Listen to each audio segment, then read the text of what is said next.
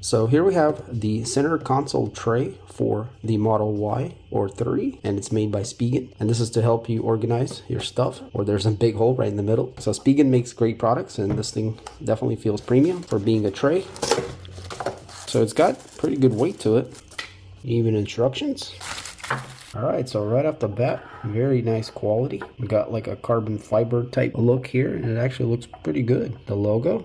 Tray itself is plastic and feels quite durable, and again, it's got some weight to it. We can see the compartments. So we got a larger one, some smaller ones, and they're all lined with a rubber mat, which appears not to be removable, so it's stuck on there. So this tray goes right here in the middle, and it should just slide right in.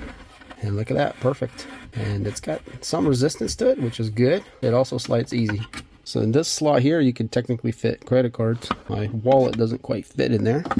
We got the garage remote, probably put somewhere here. And technically you could just put glasses in here, but yeah, it does all fit.